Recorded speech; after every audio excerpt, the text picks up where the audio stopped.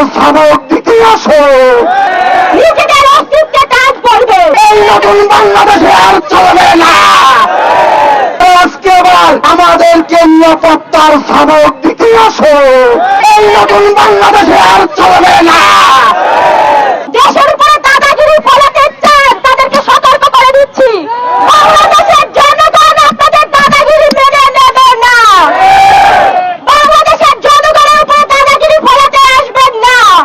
নিজেদের অস্তিত্বে কাজ করবে। খুনি শেখ হাসিনা পালিয়ে যাওয়ার মধ্য দিয়ে ভারতের অগ্রসরের পতন হয়ে গেছে। ভারতের কোন দাদাগিরি এই নতুন বাংলাদেশে আর চলবে না।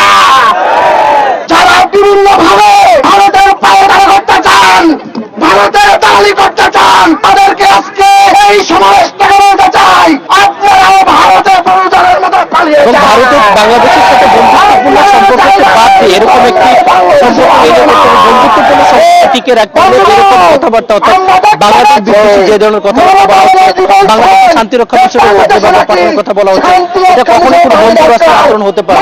এই জন্য তারা বলেছেন বাংলাদেশের সাথে বন্ধুত্বপূর্ণ আচরণ করতে হবে এবং ভবিষ্যতে যারা বাংলাদেশের যতগুলো দূতাবাস আছে সেই দূতাবাসগুলোর সাথে যারা অবশ্যই নিরাপত্তা দেওয়া হয় সেই বিষয়ে কিন্তু কথা বলা হয়। শান্তি রক্ষা করে চলে, বরঞ্চ ভারতের শান্তি রক্ষা দরকার আছে। ভারতের মুসলমানরা নিরাপদ নয়, ভারতের খ্রিস্টানরা নিরাপদ নয়। আপনার সরাসরি আমরা দেখেছি মণিপুরে ভারতের সন্ত্রাসী এবং সাধারণ শিক্ষার্থীরা তীব্র প্রতিবাদ জানাচ্ছেন, পরিকল্পিতভাবে হত্যাযজ্ঞ চালিয়েছে, ওদের নির্যাতন চালিয়েছে।